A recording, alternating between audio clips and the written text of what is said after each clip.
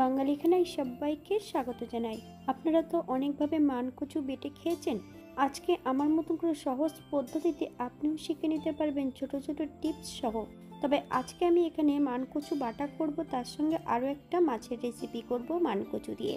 কম তেল মশলায় দুর্দান্ত স্বাদে দুটো রেসিপি। তবে আমি আজকে এখানে কিভাবে মানকচু দিয়ে দুটো রেসিপি তৈরি করলাম, চলুন সেটা একবার দেখে নেওয়া যাক ভিডিওর মাধ্যমে। আশা করছি আজকের ভিডিওটি ভালো লাগবে। সকল বন্ধুদের কাছে অনুরোধ করছি সম্পূর্ণ ভিডিওটি দেখার। আজকে কিন্তু আমি এখানে মানকচু বাটা করব।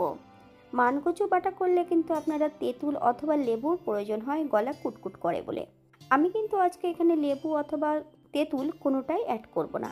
টক ছাড়া কিভাবে মানকচু বাটা খাওয়া যায়, চলুন সেটাও কিন্তু আপনারা দেখে নিতে পারবেন। এখানে আমি একটা বড় সাইজের গোটা মানকচু নিয়ে নিয়েছি। মানকচুটাকে এবার ছোট টুকরো করে কেটে নেব। মানকচুটা ঠিক এমন সাদা হতে হবে। তবে আঁশযুক্ত যদি মানকচু হয় তাহলে মানকচুগুলো ছোট ছোট টুকরো করে নিতে হবে। আমি এখানে ছোট ছোট টুকরো করে মানকচুটা কেটে নিয়েছি। আপনারা আপনাদের পছন্দ মতন মানকচুটা কেটে নেবেন। আমি আজকে এখানে রান্না করব কালো কাতলা অথবা কালবাউস মাছ। আমি এখানে মিডিয়াম সাইজের একটা মাছের অর্ধেকটা মাছ নিয়ে নিয়েছি, একটা আলু আর বেশ কিছুটা কচু। লবণ আর হলুদ বেশ মাছ এবং সবজির গায়ে ভালো করে লাগিয়ে নেব।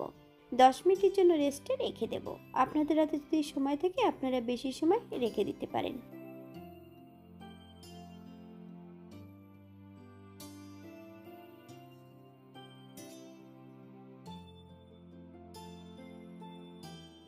10 মিনিট পর একটা কড়াইতে বেশ কিছুটা সর্ষের তেল অ্যাড করেছি, হাফ চামচ লবণ। এই পর্যায়ে মাছগুলো অ্যাড করব। এখানে মাছগুলো একটু বড় বড় করে কাটা আছে, তাই আমি মাছগুলোকে দুবার ভেজে নেব।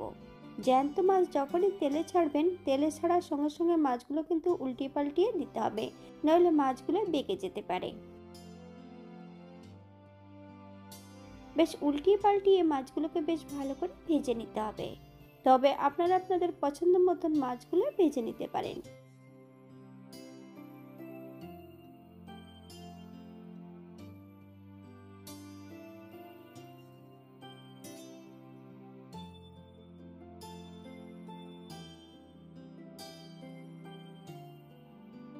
বাঙালি রান্না ঘরোয়া উপকরণ দিয়ে আপনাদের যদি রান্নাগুলো পছন্দ হয় তাহলে চ্যানেলটি সাবস্ক্রাইব করে দিয়ে পাশে থাকবেন। পাশে থাকা বেলটি বাজিয়ে দেবেন, নইলে নিত্য নতুন রান্নার নোটিফিকেশন পাবেন না।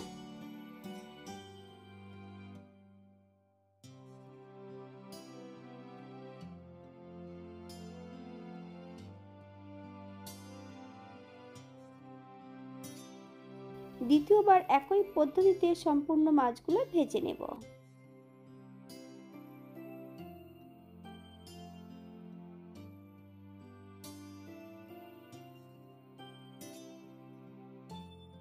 এই পর্যায়ে মাছগুলো তেল থেকে তুলে নেব। আপনারা এর থেকে কম বেশি ভেজে নিতে পারেন।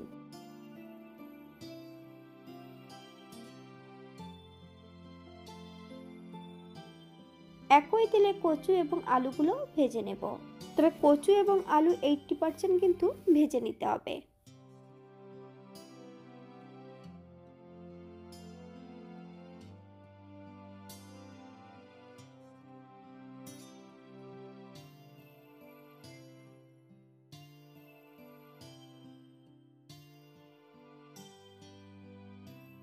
তেল থেকে সম্পূর্ণ কচু ও আলুগুলো তুলে নেব। একই তেলে রান্না করব।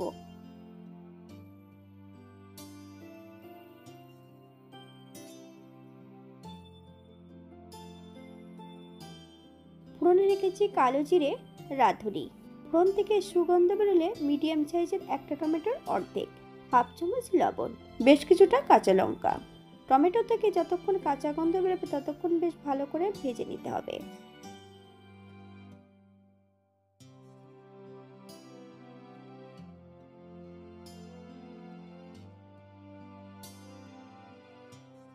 এই পর্যায়ে অ্যাড করব বেশ কিছুটা বাটা মশলা, আদা, জিরে, ধনে একই সঙ্গে বেটে রেখেছি 1 চামচ অ্যাড করব।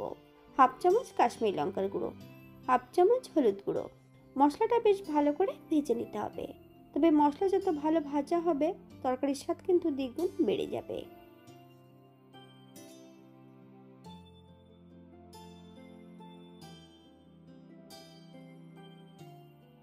এই পর্যায়ে সম্পূর্ণ কচু এবং আলুগুলো অ্যাড করব। কচু এবং আলু ও মশলা সহ বেশ ভালো করে ভেজে নিতে হবে।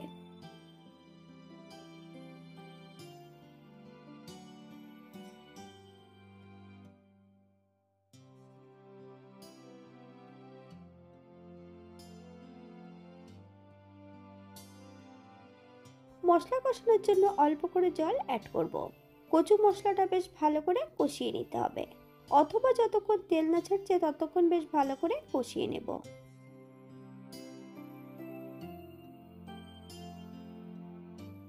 মশলা থেকে তেল ছেড়ে দিয়েছে, এই পর্যায়ে সম্পূর্ণ ভাজা মাছগুলো অ্যাড করব। মিডিয়াম আঁচে মশলা সহ মাছ দিয়ে বেশ ভালো করে আবারও আমি কষিয়ে নেব।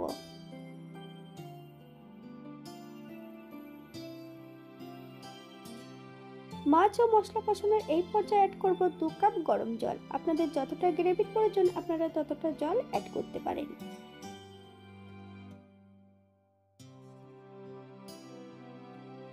হালকা হাতে নেড়েচেড়ে মাছগুলোকে সেট করে দিতে হবে।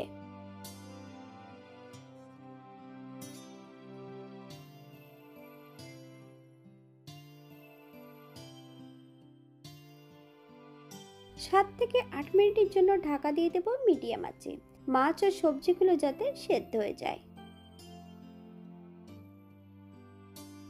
8 মিনিট পর এই পর্যায়ে একবার কচুগুলো চেক করে নিতে হবে যে সেদ্ধ হয়েছে কিনা। আপনারা যদি চিনি পছন্দ করেন তাহলে এই পর্যায়ে অ্যাড করতে পারেন।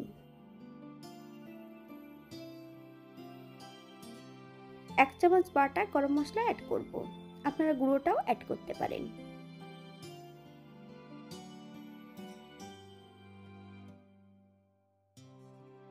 গ্যাসের ফ্লেমটা অফ করে দিয়ে 5 মিনিটের জন্য স্ট্যান্ডিং টাইম দেব, তারপর সার্ভ করব।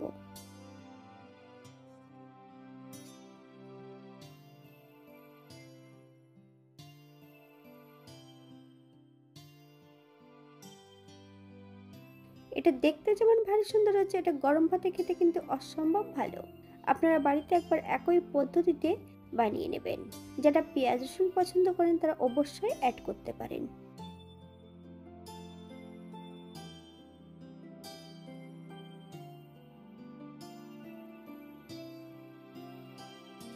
তবে একবার মানকচু দিয়ে ঠিক এমনভাবে কাতলা মাছ অথবা রুই মাছ আপনারা রান্না করে দেখতে পারেন, খেতে কিন্তু অসম্ভব ভালো হয়।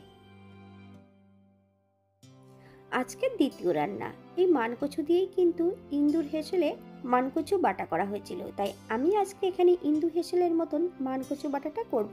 তবে আমার হেসেলে কিন্তু মানকচু বাটাটা সম্পূর্ণ আলাদা, আপনারা একবার ভিডিওটা দেখলেই বুঝতে পারবেন। এখানে আমি ছোট এক টুকরো মানকচু নিয়ে নিয়েছি, খোসাটা কিন্তু বেশ মোটা করে কাটতে হবে। মানকচুটাকে বেশ গ্রেট করে নেব আমি। সম্পূর্ণ মানকচুটা আমি গ্রেট করে নিয়েছি। গ্রেট করার পর কিন্তু এটা নারকেলের মতন অনেকটা হবে। এর মধ্যে আমি পরিমাণ মতন লবণ অ্যাড করব। 15 থেকে 20 মিনিটের জন্য রেস্টে রেখে দেব।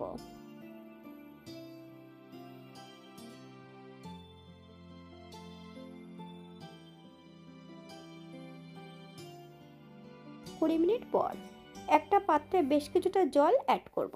সম্পূর্ণ গ্রেট করা কচুগুলো অ্যাড করে দিতে হবে। আপনারা হাতে গ্লাভস পরে নিতে পারেন। আমি এই পর্যায়ে চামচ দিয়ে বেশ ভালো করে ধুয়ে নেব।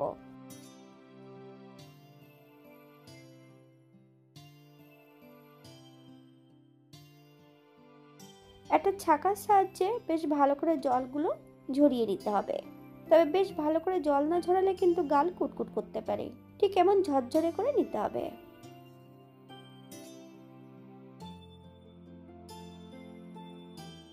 শিলে আমি প্রথমে মানকচু বেটে নেব। সম্পূর্ণ মানকচুটা বাটা হয়ে গেছে। এই পর্যায়ে অ্যাড করব 5টা কাঁচা লঙ্কা, হাফ চামচ লবণ, বেশ কিছুটা সর্ষে।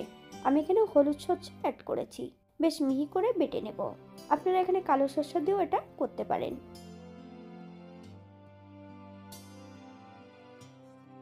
এখানে বেশ কিছুটা নারকেল আমি গ্রেট করে আগের থেকে রেখে দিয়েছি, বেশ মিহি করে বেটে নিতে হবে। সম্পূর্ণ মানকচু বাটা দিয়ে এবং সর্ষে বাটা একত্রে করে বেশ ভালো করে মিশিয়ে নিতে হবে। এই পর্যায়ে অ্যাড করব বেশ কিছুটা কাঁচা সর্ষের তেল। আপনারা যদি পছন্দ করেন তাহলে পরিমাণে বাড়িয়ে দিতে পারেন। বেশ ভালো করে সর্ষের তেল দিয়ে প্রথমে মেখে নিতে হবে।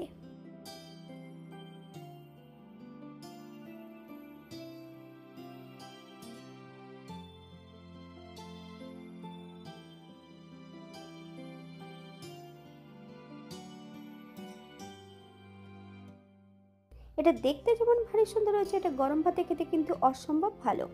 আপনারা যদি তেঁতুল অথবা লেবু পছন্দ করেন আপনারা অ্যাড করতে পারেন, তবে এখানে তেঁতুল লেবুর কোনো প্রয়োজন নেই। আগের থেকে কিন্তু লবণ লাগিয়ে রেখে দিলে পরে কিন্তু ধুয়ে বাটলে সেটা কিন্তু আর গলা কুটকুট করে না।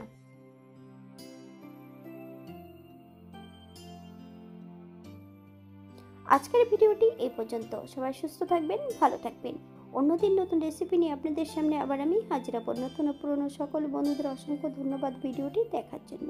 হাতে যদি সময় থাকে তাহলে একটা লাইক, কমেন্ট, শেয়ার করবেন।